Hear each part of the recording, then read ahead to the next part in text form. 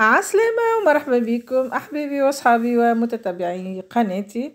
اليوم إن شاء الله باش نوريكم كيفاش نفوروا الكسكسي اللي معمول في الدار، كسكسي ديالي، كسكسي شمسي خاصة، ولا الكسكسي المفور من غير ما يعجن. باش نوريكم طريقة سهلة على الآخر.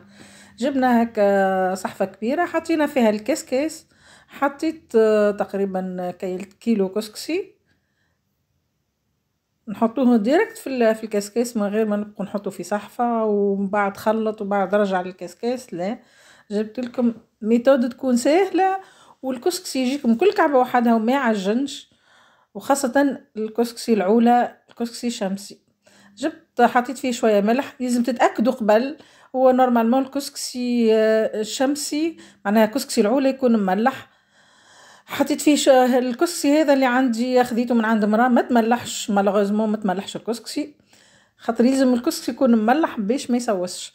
حطيت فيه شويه ملح، شويه عود قرنفل، وكعبات هيل. بعد حطينا ما حطينا هذول الحاجات هذوما، توا باش نحطوا فيه زيت زيتونه. قدر نقولوا احنا مغرفه كبيره تاع زيت زيتونه، لا هكا قلت كنت باش نحط بالعين ومن بعد قلت لا، نمشي نكيل لكم كومسا تعرفوا بالكيل خير. مغرفة كبيرة، ما تكثروش الزيت باش من بعد ينجم يشرب لكم الصوص نتاعو.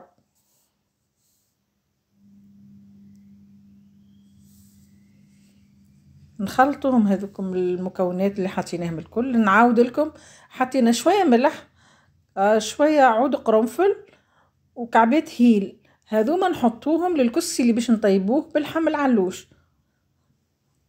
الكسكسي اللي باش يطيبوه مثال بالدجاج نحطو فيه كعبات بسباس في بلاصة العود القرنفل والهيل، خاطر كل حاجة عندها القوم تاعها مع شنو تمشي.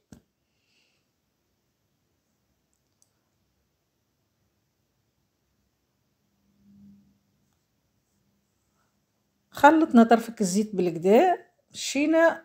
توا انا عندي صلصة لما حالة تغلي باش نحط عليها الكسكسي يفور. تنجم تفور كسكسيك على الماء عادي وطيب الصلصة وحدها في كوكوت ولا في حاجة طنجرة عادية عادي. المهم تكون ثم حاجة معناها ماء يغلي وإلا صوص يغلي. ريتو طرف الكسكسي اللي حطيتهم هذوك من اللي طحوا شوية من الكاسكاس من بكري، حطيتهم رجعتهم فوق الكسكسي اللي حركته، اللي طرف الكسكسي اللي هبطوا في الصحفة. حطيت الكسكسي يفور وغطيته، يلزمو يتغطى المرة الأولى خاطر شايح ما نحطش فيه لا ماء لا حتى شيء، ونخليه يفور كيف ما قاعدين تشوفوا. فور تقريبا خذا ما بين 10 و 15 دقيقة يفور الفورة الأولى بالكدا بالكدا كيف ما قاعدين تراو. شوفوا مفور بالكدا بالكدا.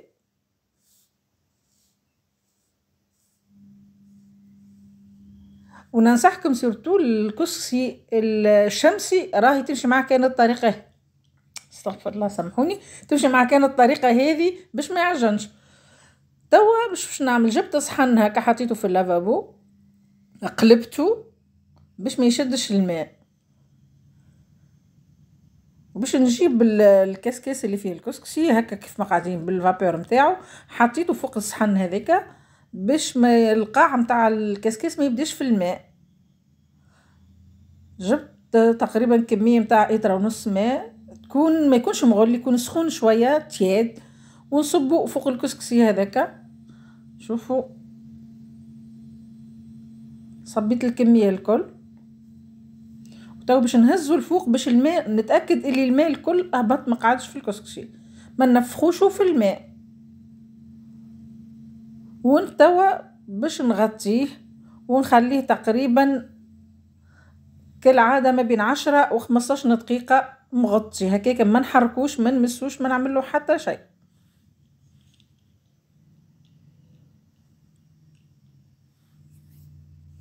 خليناه الوقت اللي قلت لكم عليه، انا خليته 4 ساعة تقريبا، خليته محسوب ب15 دقيقة. شوف باش نحرك الكسكسي بالمغرفة باش تشوفوه بالكدا. اخزر راني ما مسيتوش بالكل، كان توا ملي صبيت عليه الماء شوف الكسكسي كيفاش كل كعبة وحدها، وكيفاش زاد الكونتيتي زادت بالكدا. شوفوا تقريبا زادت الدوبل. نحرك الكسكسي الكل باش نتاكد اللي ما فماش كسكسي معجن. مش لازم نصب في صحفه ونحرك ونرجع، لا خلي في نفس الكسكاس نتاعو. شوفوا الكسكسي، شوفوا كل كعبه وحدها، ماهوش معجن، ماهوش لاصق في بعضه، ما شاء الله كل كعبه وحدها. حركناه بالكدا كيف ما قلت لكم هكا، ومن بعد باش نرجعوه يفور الفورة معناها العادية. ننصحكم ما عادش تحطوا الماء، ما تنفخوش الكسكسي في الماء حتى وان كان شمسي. ديما الطريقة هذه راهي باهية الكسكسي. من بعد حتى الصلصة نتاعكم تشرب الصوص، تبدا صوص معناها الكسكسي بنين احمر بالكدا.